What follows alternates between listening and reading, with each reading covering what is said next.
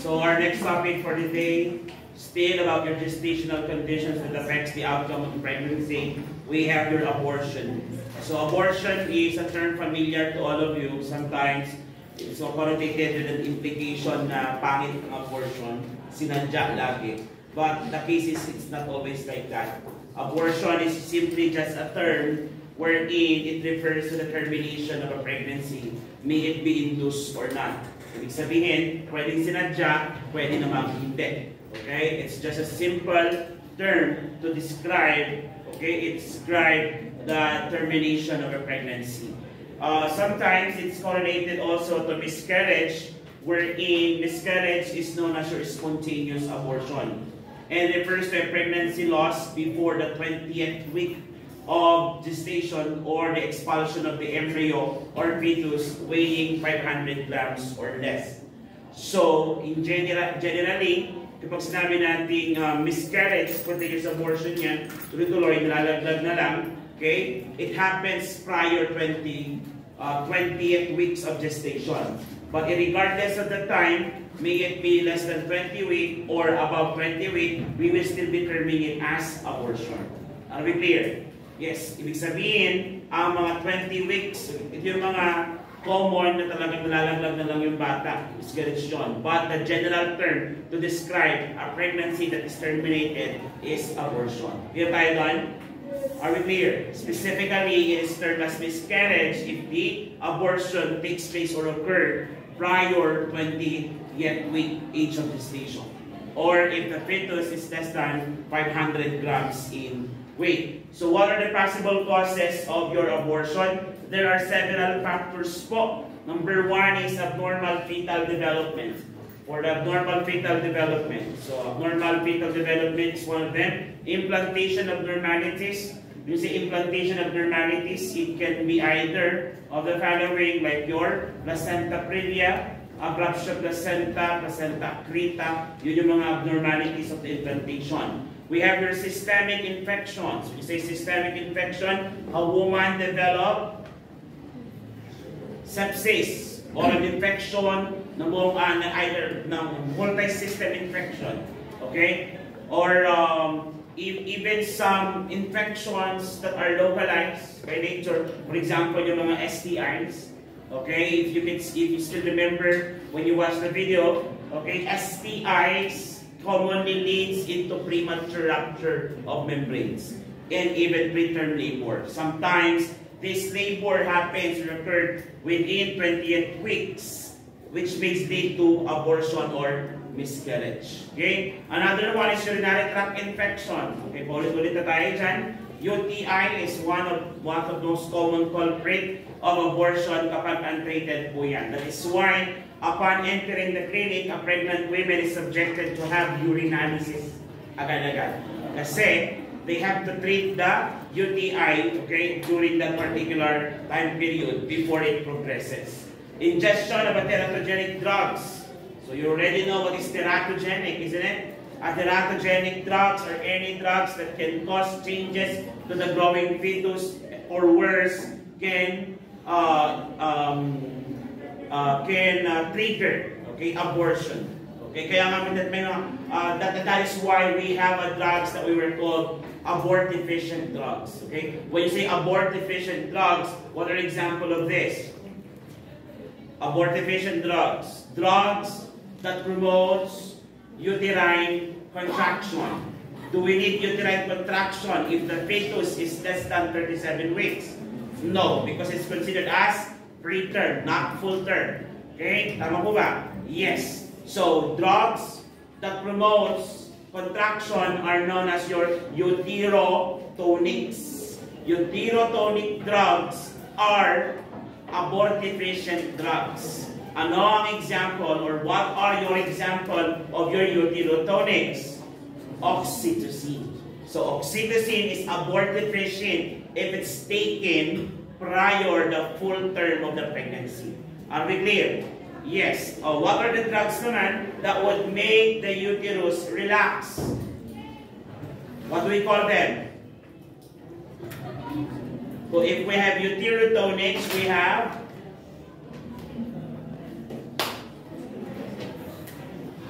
Tocolytics. Tocolytics. Toco, still referring to the contraction. Lytics is destruction. Destruction of construction. Parang ganon. If you're going to make it in the layman's term. Tocolytics, lysis, destructs, contraction. Therefore, tocolytic drugs promote relaxation. These are the drugs that is given to women with premature contraction or having a premature labor in order for the uterus to relax, because the fetus inside is still not yet ready, because we want to achieve it at a full term age of at least the end of 37 weeks. Are we clear? That's one of the medication we use for premature labor or premature rupture of membrane. Ano example no? Ay, premature labor, should I say? Okay, or binigyan natin ito sa premature cervical dilatation. Okay, kasi pag may premature cervical dilatation, nag-open yung cervix, then tendency, lalabas yung content ng uterus. Dito tayo? Yes. And in that case, para matigil yon, we have to what? Close the uterus. I mean the cervix. We have two process. We have two procedure regarding that. You'll be watching that video. You have your Chirurg pad and your McDonald's. One that is tying and one that is what? Suturing the uterus. One that is permanent and one that is temporarily. Okay, we'll be watching that. So videos na ginawa ko with regards to your premature cervical dilatation. Clear tayo doon? Yes. And aside from that, we also need to relax the uterus by giving a medication. Ano na ulit yung gamot that would relax the uterus? Tocolytics. Tocolytic drugs, example, is your Rhitodrine. So Rhitodrine, take note of that. Okay? Aside from that, we have your ingestion of alcohol at the time of conception. Okay? Ingestion of the alcohol at the time of conception. If you're going to take this literally, okay, kung ayaw mo buntes, pero nag-gerger kayo ngayon, ayaw mo buntes, nag-gerger kayo ngayon. Okay? Possible daw na hindi, na malaglag agad yan, na hindi pa nagpo-conceive. Okay? Pag ikaw ay uminom. But the problem is, pag nagtuloy yan, kawawa yung bata. Because alcohol is a known teratogenic. It may lead to fetal alcoholic syndrome. Diba? I still remember FAS? Yes, your FAS. And a decreased production of progesterone by the corpus luteum. So these are the things that you need to know. Okay, why is that, sir? If there is a decreased production of progesterone by the corpus luteum, why is it that it may lead to abortion? What is the function of your progesterone? Recall. What is the function of your progesterone, which is produced by corpus luteum? What happens? During pregnancy, what is the level of progesterone? Increase or decrease? Increase level of progesterone. Now, what is the function of this progesterone during pregnancy? What will it do? Alright? Okay, it thickens the uterine wall. Why is that necessary? Readying or preparing the uterine wall for the attachment of the placenta. So if you have a weak wall or uterine wall, then definitely the abortion will take place kapag mababa ang progesterone, because the uterus is not ready. Are we clear? Yes. Now, what are the types of abortion? What are the types of abortion? Abortion can either of the two, induced or spontaneous abortion. When I talk about induced, this is the one that we really don't want to have as a patient, because parang ang hirap nilang tulungan, isn't it? Yes, kasi they've killed someone. So ends of the pregnancy with a medication or a medical procedure. Though there were such thing as therapeutic abortion. Therapeutic abortion are the cases wherein the woman needs to undergo abortion for her benefit. Okay, not because she just wanted, but because it would endanger the life of the woman without doing it. Example, ectopic pregnancy. When you have ectopic pregnancy, the uterus, the fetus is, or the conception or the implantation occurs outside the uterus. So sometimes, commonly, it happens in the fallopian tube. Is there a fetus there? Yes. Is it viable? Yes. Okay? However, sa sobrang sikip nun, hindi siya aakyat doon sa level na pwede mabuhay outside. Kaya, okay, it would endanger the mother. So habang maliit pa lang, pwede na nilang gawin i-abort yon, either through medication or through surgery. Is that an abortion? Yes, because it's a termination of a pregnancy. However, okay, it has a valid reason, parang ganon. Unlike yung ibang abortion, especially in Western countries na, I'm not ready for this baby. Ready siyang nakipag-surgery. But she is not ready to have a baby. So it's my body, it's my decision. Yung mga ganong scenario, okay? Especially kapag Western country. Okay? For spontaneous abortion naman, these are pregnancy loss before the 20th week of gestation, as we have mentioned earlier. Okay? And most common cause of spontaneous abortion is chromosomal in nature. When you say chromosomal in nature, there is a chromosomal abnormality, okay? Or the embryo is defective. The embryo is defective. Have you heard of the word oblated ovum? Siguro naman binigyan kayo kay Alex Gonzaga. Ayan. Kaya siya ng misabortion. Bakit siya misabortion? Kasi oblated ovum siya. Yung pagbubuntis niya parang ibong. Okay. It happened to my wife also during pandemic. She got pregnant, okay, noong 2021. She got pregnant in 2021. Okay, yung pangatlo sana namin yon. But she had a miscarriage by March. Then, the same year, 2022 pala yun, 2022. Then the same year, ay tama pala, 2021. The same year, 2021, nag-umpis siya ng August. Okay, kasi malaki pa rin yung chance. Then, yung pinanganak yung makulit kong J-Mon, yung takbo ng takbo. Okay. So, kapag nagtuloy yung pregnancy yon, wala si J-Mon. So, baka pag nagtuloy yun, baka kasi babae yun. Diba? Oh, kaya, may mga rason talaga kung bakit nangyari isang bagay. Kasi gusto talaga namin ng lalaki. Kaya, may lalaki na kami nga na, kaya kompleto na. So, tama na. Tapos biglang buntis mo na ulit.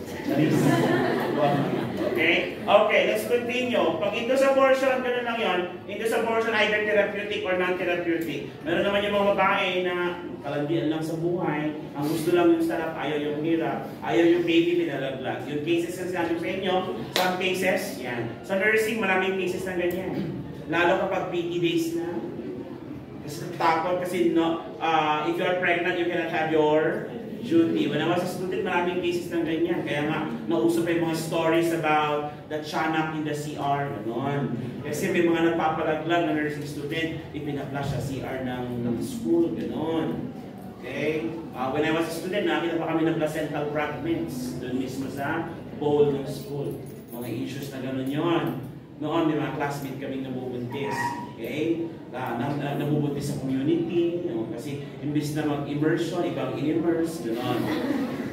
Okay? So, imbis na mag-community, ibang community niya. So, there are cases like that. Okay? Now, types of spontaneous abortion, we have your threatened abortion, incomplete, inevitable or imminent, complete abortion, and your missed abortion. Let us discuss this one by one, starting with the threatened abortion. From the word itself, threaten. Natuloy hindi. Natuloy hindi. No. This is, okay? Okay? A positive urine or a blood pregnancy test with a closed cervical os, without the passage of the product of conception and without the evidence of fetal or embryonic demise. Meaning, there is bleeding, however, the cervical os or opening is still closed, and yung lumabas na dugo does not contain any product of conception. Meaning, can the pregnancy still continue and be viable? Yes, threatened abortion. However, those who have experienced threatened abortion are already at risk to have a spontaneous abortion. Hindi tayo doon? Okay? Or an abortion na pwede mo niya. So, Hiwan, pwede pa ba niya i-continue yung pag-pregnancy niya? Yes. Because the baby is still intact. The embryo is still intact. That is your threatened abortion. So, ano management kaya natin dito? What will be your management? I will no longer discuss the management here. But if you try to realize, what will be the management here? Ano ulit?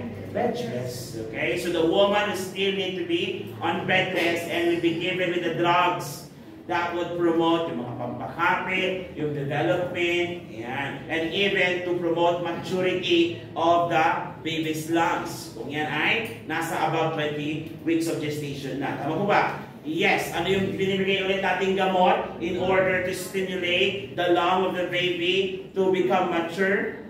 Steroids naman. Huwag naman yung beta-methasone agad. Para general tayo. Steroids. One example of your steroids?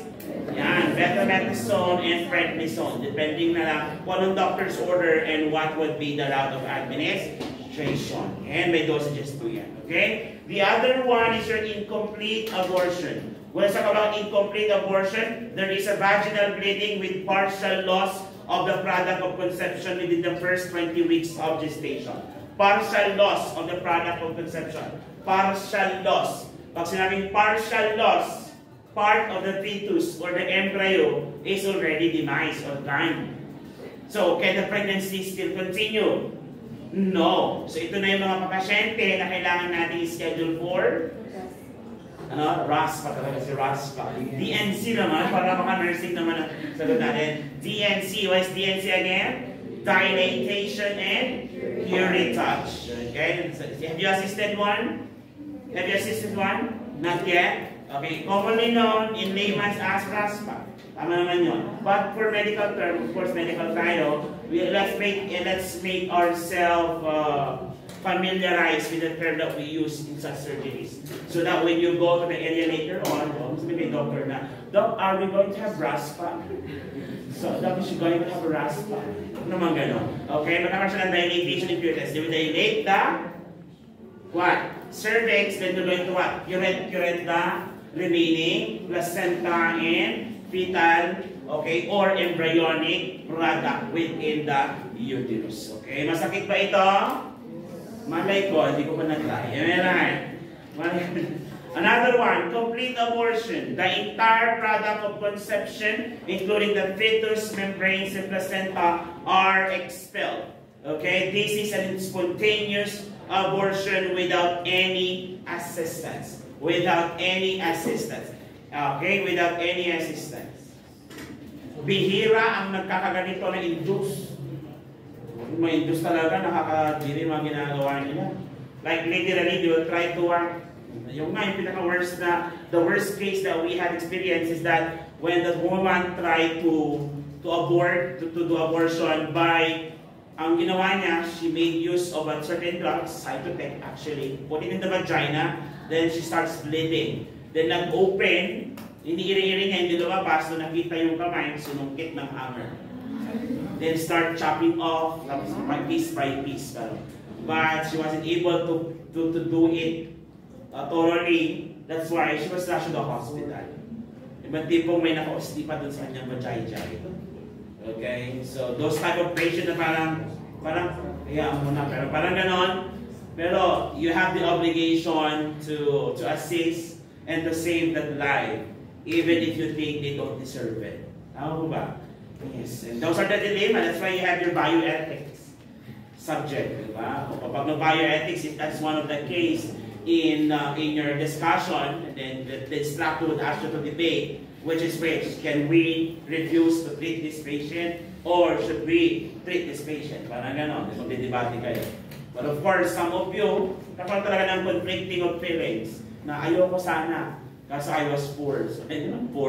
I was obliged by my profession to do it because that's part of my sinumpaang tungkulin sa patawad ni Nightingale. Ganon. Okay? Next, inevitable or imminent abortion. From the word itself, inevitable. The appearance of symptoms that the impending loss of product of conception will occur. So the abortion cannot be halted. Okay? The abortion cannot be halted. Ibig sabihin, imminent abortion yan. Wala kang magagawa. Okay? Even if you don't want to. Okay? It will happen. For example, nung chinek siya, okay, nung chinek siya, nung chinek siya, it is incomplete abortion or threatened abortion, but upon further assessment, okay, it was found out that the cervical os is already open, though there is no product of conception, pero possibility is high that the fetus will be expelled. Okay? Regardless kung ayaw natin hindi. For example, kailan pa pwede mangyari ito? Okay? Expected kapag ikaw ay nag-induce na. For example, when you take medications, abortifacient drugs. Okay? Tapos nag-start ka na mag-bleeding. Tapos with contractions and cervical medication, you can no longer stop that. Okay? Inevitable or imminent abortion. The abortion that cannot be halted or stopped. And the last one is misabortion. Okay? Misabortion. Your misabortion is also known as early pregnancy failure. Early pregnancy failure. Misabortion is also known as early pregnancy failure. It's an in utero death of the embryo or fetus before the 20th week of gestation with retained product of conception. Okay? With retained product of conception. Also be referred to as the blighted ovum or unembryonic pregnancy. Actually, pwede itong imminent abortion eh. Bakit? Kasi talagang hindi magpo-continue or hindi mag-proceed ang pregnancy na ito. And this is what happened to Alex Gonzaga. Okay, the same case that happened to my wife. She has a missed abortion. Okay? Because she was just like 4 weeks pregnant. Okay? And take note that is the only planned pregnancy na ginawa namin. The rest kasi parang, it's not part of the plan, but we love it. Andun siya. Parang di namin parang gawa ng baby, nakagawa lang. Pero yung baby na yun ang unan. Yun yung talaga, na-miss ko magka-baby. Gumawa, walang baby na nagawa. Mas marami pala nagagawa pag di sinasadya. Meron. The next time na planuhin yung mag-jowa, gawa tayong baby. Para hindi matuloy. Meron. Gagawin na naman mamayang gabi.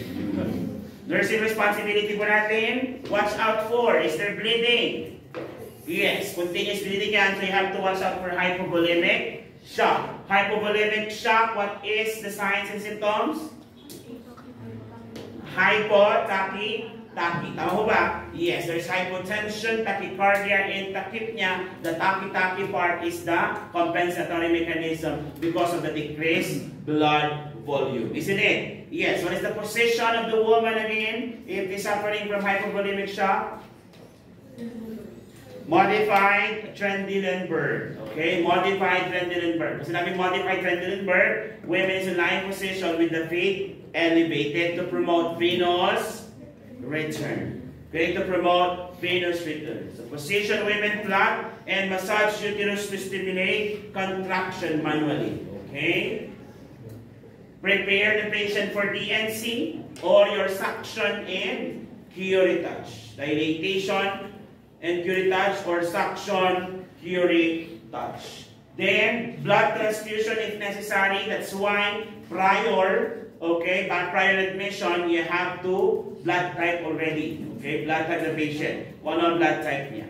And direct replacement of fibrinogen or the clotting factor. We have medications like that. Yes. Okay.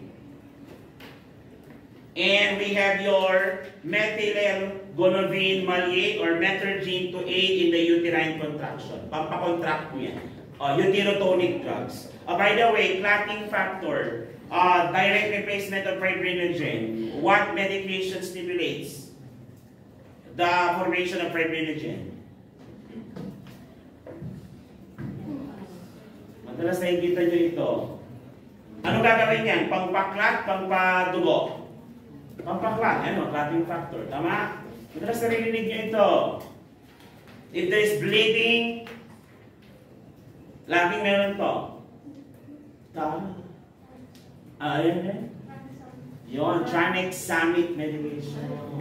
Kaya nga, madalas may encounter niyo ang tranexamic drugs later on pag nasa OB/GYN ward kayo. Lahat ng dinudugo ang kifi, may gamot na tranexamic. Na-encounter na ba yun? Yes, sa mga nag-bleed, lagi nyo nakikita ang tranexamic. Because it promotes fibrinogen formation, which makes the blood clot.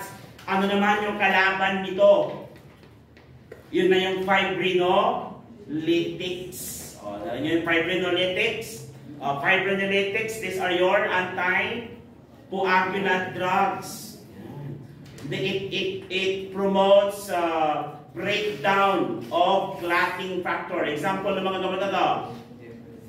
Meron yung it prevents clotting, meron naman yung it distracts clot. Pag prevents clotting, yun yung alam nyo, si heparin and warfarin. Nakalimutan na naman. Heparin or they prevent clotting. Paano pag may clotting na? Yon, fibrinolytics naman ang ibibigay. Ano example ng mga fibrinolytics? Yung mga gamit sa mga pasyente may stroke. Kinase. Ano yun? Ano yung sample, sir? Streptokinase. Ayan. Oh. Napalaman yun, di ba? Natuloy sa pharma, para sa mga kami ng slides eh. Okay, para sa kami ng module na ginamit. Okay? Pinabasa ko lang din yun. Huwag niyo makalimutan, third year kayo, yan na naman. First stage nyo, may third year, na second sem, stroke. O, stroke, malililig nyo naman si kinase.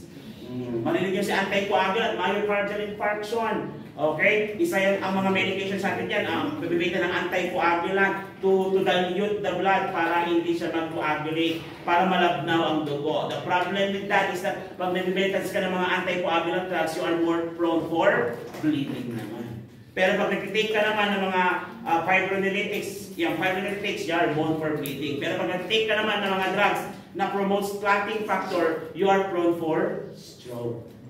Ganun dapat tayo. That's analysis, critical thinking, you be cares. Am I right? Yes. You have any question? Clarification. Again, your metergine is a uterine contraction agent. Ibig sabihin yung tirotonic siya, same as your oxytocin. Are we clear? Any question? Clarification? Totoo? Yung totoo. Naintindihan niyo ba ako? Are you sure? Again, should you watch out for hypovolemic shock? Yes. Bakit? May bleeding ba? What is the position again? Modified? Trendelenburg. Okay. Prepare the patient for DNC. What is DNC again? Dilatation and curettage. Then you have your suction curettage. Tama mo ba? Yes. And metergine is the drug of choice to promote contraction. Any question? Okay. That's your abortion discussion. Okay.